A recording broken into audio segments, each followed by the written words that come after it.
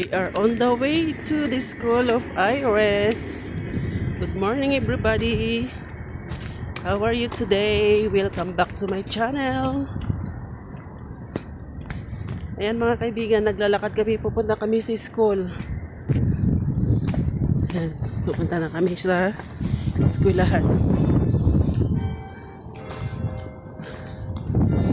Para makapasok na si Iris at Stewart.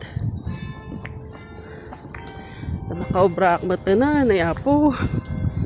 Nagrigat tikas to, yawan ti. Maasahan no. Hanya agaraw ti tao. Nagrigat yawan ti. Trabaho na, nagrigat na may mesa ti agubobra. Sus Maria Josep. Ay. Diniada kami to yan mga kaibigan. Dito na kami.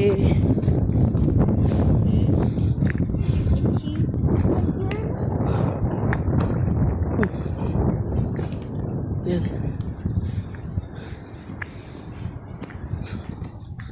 Welcome to Ibchester.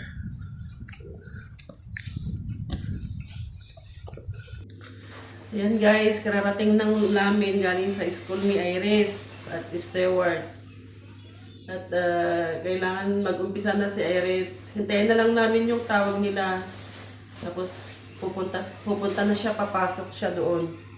May mga ano naman pala doon, may dalawang Asian na na nakita ko doon sa mismong class ni Iris. Merong isang babae doon na Asian girl. Baka yung sinasabi ng hipag ko noon na kasi may nakikita daw siyang na inihatid ng nanay, Thailander daw. Tapos doon naman sa malalaking yung 5 in 6 section, lalaki naman para siyang Indian national yung bata. Kaya hindi na siya parang hindi na siya kasi meron yung iba na para siyang nahihiya dahil mag-isa lang siya na Asian doon, Asian national. Kaya sabi naman ng teacher na makita ko naman sa mga bata na friendly ang mga bata doon. Tapos ang gagaling nila pag tinatanong sila ng principal kung ano yung favorite subject nila. Diyos ko, mathematics lahat ang sagot. Mathematics, phonics, history. Diba? Ang gagaling nila. Pero si Iris naman, kasi nung tinuturuan siya ng tatay, nung ilang araw na siyang tinuturuan ng tatay, maano siya sa mathematics din. Magaling siyang mag-catch up ng pag may sinasabi yung tatay niya, madali siyang mag-catch up. Kaya masabi ko na maano rin si Iris, matalino din. Magluluto ako ng noodles ni Stewart. Kasi gusto daw niya ng noodles. Yan mga guys. Indomie. Maganda naman yung nila doon. Kaso lang si Stewart, mag-i-start pa siya sa September. September pa daw ang start niya. Kaya maghihintay pa ulit kami ng how many months. Tapos si Iris, tatawagan daw kami pag mag-i-start na siya kasi need pa niya ng mga uniform, need pa niya ng yung mga kailangan niya doon sa school kasi mayroon silang mga buti doon, yung butas,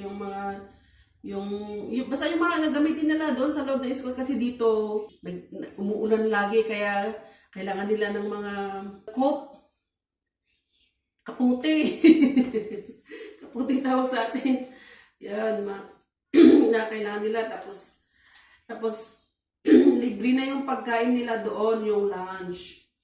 Yung dinner nila na sinasabi nila kasi hanggang 9, 10, 11, 12, 1, 2, 3. 3 o'clock, hanggang 3 o'clock siya doon sa school kaya doon na sila kakain ng lunch mga 2 o'clock. Yun ang dinner nila. Kaya sinasabi nilang dinner, hindi na lunch.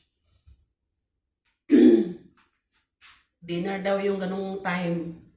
Tapos yung nila, yung principal, Diyos ko, grabe yung salita niya, yung accent niya, hindi ko maintindihan masyado.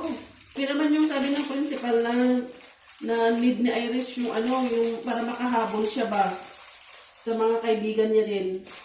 Dahil naka-middle na sila eh, nasa middle class, nasa middle year, kumbaga ganun. Kasi start na naman ng klase sa September. Kaya sabi ni Stewart kung pwede lang sana na mag-tutor siya, pero sabi ng guro, hindi pwede. Kailangan, habang naandun sila sa school, meron yung time doon na kahit 1 hour lang daw na ano siya doon. Parang yung nakita ko kanina doon na para siyang tinututukan ng isang teacher. Nandun sila sa library, nagre-reading book siya. Kaya si Iris lang naman, maano naman na siya sa reading kaso lang yung writing.